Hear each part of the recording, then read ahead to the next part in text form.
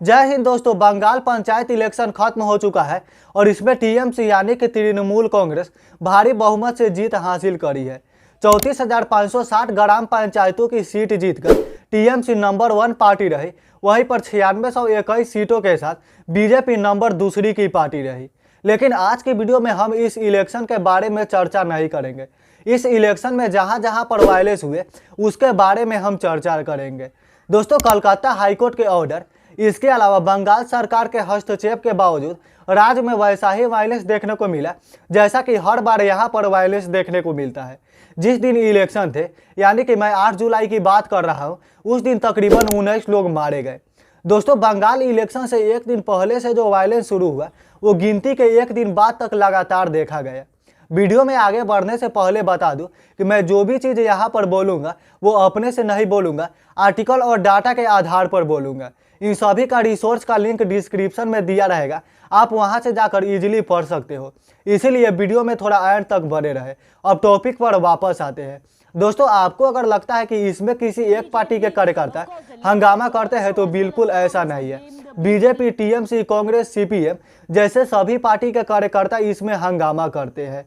दोस्तों, जिस दिन इलेक्शन शुरू हुआ उसके सुबह से ही वायलेंस बहुत ज़्यादा देखने को मिली। हैरानी की बात यह है कि वहां की जो पुलिस प्रशासन है वो सत्तारूढ़ पार्टी के कार्यकर्ता की थोड़ी ज़्यादा मदद करेगा। एक अधिकारी के सामने ही बैलेट बॉक्स को लेकर नदी में फेंक दिया गया। इसके अलावा वहां पर बहुत सारे मत पत्रों में आग लगा दिया गया। इसके अलावा बैलेट बॉक्स पर पानी छिड़क कर उसको खराब कर दिया गया। लेकिन वहां के जो अधिकारी होते हैं वो इसके बाद भी कुछ नहीं बोले। कुछ बिहार से एक इंसिडेंट सामने आ रही है, उसमें यह साफ देखा जा सकता है कि बहुत सारे बदमाश मतदान केंद्र पर जाते हैं और बंदूक दिखाकर लोगों को प्रेशराइज करते हैं और यह बोलते हैं कि तुम जबरदस्ती किसी एक पार्टी को वोट दो। लेकिन यहाँ पर भी वहाँ की जो पुलिस प्रशासन है वो पूरी तरीके से कार्रवाई नहीं करती है। दोस्तों, जब से इलेक्शन खत्म हुआ है उसके बाद से अभी तक 40 से ज़्यादा लोगों की मौतें हो चुकी हैं। एसीसी यानी कि स्टेट इलेक्शन कमीशन ने केंद्र सरकार से 822 केंद्रीय बलों की तैनाती मांगी थी ताकि राज्य में होने वाले जो वायलेंस है उस पर काफ़ी हद तक कंट्रोल किया जा सके। लेकिन केंद्र सरकार की तरफ से महज 649 केंद्रीय बलों की कंपनियां ही दे जाती है। बहुत सारे टीएमसी के लीडर का यह कहना है कि केंद्र सरकार की तरफ से कम मात्रा में मदद के लिए मुहैया करवाया गया था, इसीलिए राज्य में वायलेंस देखने को मिले। लेकिन दूसरी तरफ राज्य चुनाव आयुक्त राजीव सिन्हा का यह कहना है कि यहाँ पर हमने हर संभव प्रयास किया ताकि वायलेंस नहीं हो, लेकिन हिंसा रोकने का जो काम है वो जिला प्रभारी का होता है। इसमें किसके कितने ज़्यादा लोग मारे गए ये तो हमें नहीं पता, लेकिन केंद्र सरकार जो है इसमें काफ़ी हद तक प्रयास किया ताकि यहाँ पर वायलेंस नहीं हो। जिस दिन इलेक्शन था, यानी कि 8 जुलाई की बात कर रहा हूँ, उस दिन तकरीबन 19 लोग मारे गए, जिसमें 11 टीएमसी के कार्यकर्ता थे। इसके अलावा एक कार्यकर्ता के साथ ऐसा बर्बरता किया गया जिसकी आप कल्पना भी नहीं कर सकते हो। एक कार्यकर्ता को गर्दन काट दिया गया और नदी के किनारे फेंक दिया गया। तो बंगाल में ममता बनर्जी बार बार चुन कर तो आ रही है, लेकिन उनके राज्य में शासन व्यवस्था ठीक से नहीं चल रही है। अब आगे वायलेंस को रोकने के लिए क्या कदम उठाया जा रहा है ये तो हमें नहीं पता, लेकिन यह सवाल ममता बनर्जी से ही पूछ लीजिएगा। दोस्तों, आपको अगर लगता है कि राज्य में इलेक्शन में जो वायलेंस है वो ममता बनर्जी के राज्य में ही देखा जा रहा है तो बिल्कुल आप गलत सोच रहे हैं। इससे पहले भी 34 साल के वामपंथी के राज्य में भी बहुत ज़्यादा वायलेंस देखने को मिलते थे। ममता बनर्जी के राज की बात कर रहा हूँ। 2013 और 18 के बीच में नॉमिनेशन के बाद से ही इसमें काफ़ी ज़्यादा वायलेंस देखने को मिलते थे। इसके अलावा 34 साल के वामपंथी शासन में 2003 में तकरीबन 70 लोग मारे गए थे। इसके अलावा 2008 में तकरीबन 34 लोग मारे गए थे। बिहार और यूपी में भी पहले ऐसा ही घटना देखा जाता था, लेकिन बिहार और यूपी इसमें काफ़ी हद तक सुधर चुका है, लेकिन बंगाल वहीं का वहीं रह गया। दोस्तों, पहले 34 साल के वामपंथी शासन में जो लोग सीपीएम और कैडरों का सपोर्ट नहीं करते थे उनको सरकार की तरफ से उपलब्ध कराने वाली अन्न राशन जो है वो भी नसीब नहीं होता था।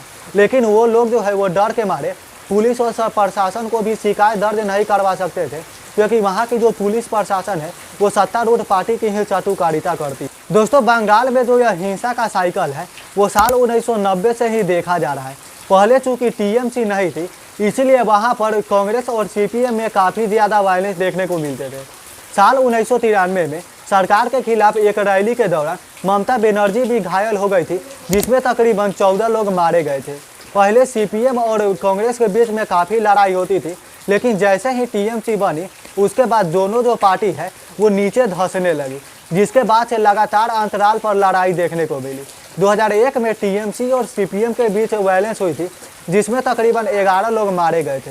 इसके अलावा 2014 में भी 14 लोग मारे गए थे और 2007 में भी 14 लोग मारे गए थे। दोस्तों, साल 2021 में जब ममता बनर्जी की राज था, उस समय महिलाओं को मिलाकर तकरीबन 10 लोगों पर अत्याचार हुआ था। इसके अलावा इसी साल 2021 में अमित शाह ने विधानसभा इलेक्शन में यह बोला था कि यहाँ पर तकरीबन 300 भाजपा कार्यकर्ताओं की मृत्यु कर दी गई है, जिसका जिम्मेदार पूरी तरीके से टीएमसी है। तो बंगाल में तो लगातार अंतराल पर वायलेंस देखने को मिलती ही है, लेकिन सबसे बड़ा जो वायलेंस है वो साल 2000 में देखने को मिला था, जिसका मौत का डाटा अभी तक रिलीज नहीं किया गया है। अब जाहिर सी बात है, पंचायत इलेक्शन जीतना और जिला परिषद का इलेक्शन जीतना काफ़ी फायदा है। दोस्तों, एक जिला परिषद को अपने 5 साल के कार्यकाल में तकरीबन 500 करोड़ रुपए मिलते हैं, ताकि वह अपने क्षेत्र का विकास कर सके। इसके अलावा एक ग्राम पंचायत को अपने 5 साल के कार्यकाल में तकरीबन 5 से 15 करोड़ रुपए मिलते हैं, ताकि वो अपने क्षेत्र की विकास कर सके। लेकिन इसमें कितना विकास किया जाता है ये तो आपको ग्राउंड की रियलिटी देख कर ही पता चलेगा, और कलकत्ता की ग्राउंड रियलिटी कैसा है ये आप सब वाकिफ है। इसके अलावा बंगाल के मुख्यमंत्री ममता बनर्जी जो है वो इंडिया की बैठक में शामिल होने के लिए कर्नाटक और बेंगलुरु आ जाते हैं, लेकिन दूसरी तरफ अपने ही राज्य में उनके ही कार्यकर्ता को मौत के घाट उतार दिया जाता है, लेकिन वहां पर भेंट करने नहीं जाते हैं। अब बंगाल सरकार वहां पर भेंट करने क्यों नहीं जाती है, ये सवाल अच्छा होगा कि उन्हीं से पूछ लीजिएगा। लेकिन अभी तक यह जो मामला है वो कलकत्ता हाईकोर्ट में पहुंच चुका है। कलकत्ता हाईकोर्ट ने इस पर रिपोर्ट मांगी है। इसके अलावा जितने भी कार्यकर्ता इसमें मारे गए हैं उनको मुहैया मुआवजा को देने के लिए मदद करने के लिए बोला है। आप इस टॉपिक पर क्या सोचते हैं नीचे कमेंट जरूर करें। अगर वीडियो अच्छी लगी तो लाइक करना, चैनल पर न हो तो सब्सक्राइब करके बेल आइकन प्रेस कर देना, क्योंकि आपका भाई इसी तरह के वीडियो लाते रहता है। तब तक के लिए जय हिंद, वंदे मातरम।